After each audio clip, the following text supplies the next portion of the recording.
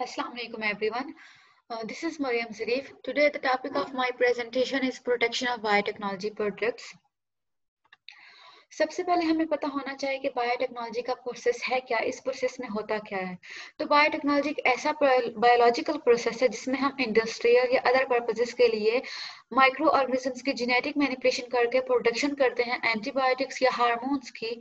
हम different plants को use करके, एनिमल्स को यूज करके या माइक्रो ऑर्गेनिजम्स को यूज करके ह्यूमन वेलफेयर के लिए प्रोडक्ट्स बनाते हैं। बायोटेक्नोलॉजी एक ऐसी फील्ड है जो हमें 21st सेंचुरी की जेनेटिक इंजीनियरिंग से रेफर करवाता है, हमें इसका हवाला देता है। देन बायोटेक्नोलॉजी प्रोडक्ट्स बेसिकली होती क्या है? रिकम्बिनेंट डीएनए टेक्नोलॉजी की मदद से जो प्रोडक्ट्स हम मैन्युफैक्चर करते हैं उसे हम कहते हैं बायोटेक्नोलॉजी प्रोडक्ट्स।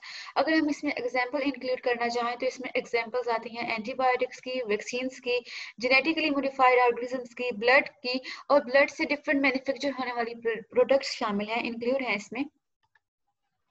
बायोटेक्नोलॉजी की फील्ड ने बहुत ज़्यादा वैरायटी ऑफ प्रोडक्ट्स को प्रोड्यूस किया। अगर हम फार्मास्यूटिकल प्रोडक्शन या फार्मास्यूटिकल इंडस्ट्री में बात करना चाहें तो 65% ऐसी बायोटेक कंपनीज हैं जो इन्वॉल्व हैं मेडिसिन की प्रोडक्शन में, वैक्सीन्स की प्रोडक्शन में या डिफरेंट ड्रग्स की प्रोडक्शन में। 80% से ज़्यादा ऐसे बायोटेक ड्रग्स और वैक्सीन्स हैं और ऐसी 400 प्लस बायोटेक मेडिसिन हैं जो डेवलप हो रही हैं और टारगेटिंग और ट्रीट कर रही हैं over 200 disease all over the world में। नेक्स्ट आता है कि legal protection of biotechnology products के हम बायोटेक्नोलॉजी की प्रोडक्ट्स को कैसे प्रोटेक्ट कर सकते हैं। अगर हम बात करें बायोटेक कंपनीज की जो अपनी प्रोडक्ट्स और टेक्नोलॉजीज को वर्ल्ड में ऑपरेट करना चाहते हैं या उनकी ख्वाहिश है कि अपनी प्रोडक्ट्स को या टेक्नोलॉजीज को all over the world operate करें, तो उन्हें चाहिए कि उनके लिए उन प्रोडक्ट्स को ऑपरेट करने के लिए, उन टेक्नोलॉजीज को ऑपरेट करने के लिए उन्हें स्ट्रॉन्ग प्रोटेक्शन की ज़रूरत होती है, उन्हें मुकम्मल तहफ़्फ़ुज़ चाहिए। अगर हम टेक्नो साइंटिफिक रिसर्च और इकोनॉमिक डेवलपमेंट की बात करें तो उसमें भी हमें लीगल प्रोटेक्शन की ज़रूरत है, ताकि कुछ ऐसे इंस्टीट्यूट या कुछ ऐसी इदारे जो ह्यूमन क्लोनिंग की वजह से बैन हुए हैं उनसे बचा जा इलीगल एस्पेक्ट से बचा जा सके।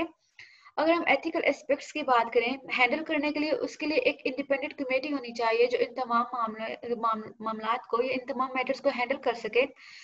अगर एक इन्वेंशन हो रही है, अगर एक प्रोडक्ट की इन्वेंशन हो रही है और वो डिजायरेबल बायोलॉजिकल मटेरियल उसके अंदर है, तो उस प्रोडक्ट को यूज करने के लिए उसका कुछ खास पर्पस होता है। अगर वो एक पर्पस से हट के किसी और पर्पस के लिए या किसी और बेनिफिट के लिए यूज हो रही है तो उसे लाजमी करना चाहिए यूज।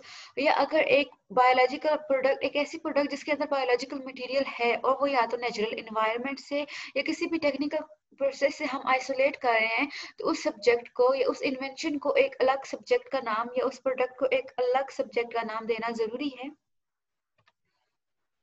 नेक्स्ट आता है कि हम जो ह्यूमन क्लोनिंग की मदद से या जर्म लाइन जेनेटिक आइडेंटिटी की मदद से हम कुछ प्रोडक्ट्स बनाते हैं, हम उन्हें पेटेंटेबल प्रोडक्ट्स रिकॉर्ड नहीं कर सकते क्योंकि ये इलीगल आ जाता है। इसलिए चाहिए कि बायोटेक्नोलॉजिकल जितनी भी इन्वेंशंस हैं उनके लिए एक खास लॉ कंफर्म हो या उनके लिए इलीगल नहीं बल्कि लीगल एस्पेक्ट्स होने चाहिए जिनकी बिना पर हम उसे all over the world use कर सके या उन प्रोडक्ट्स को आगे ले जा सके। Thank you.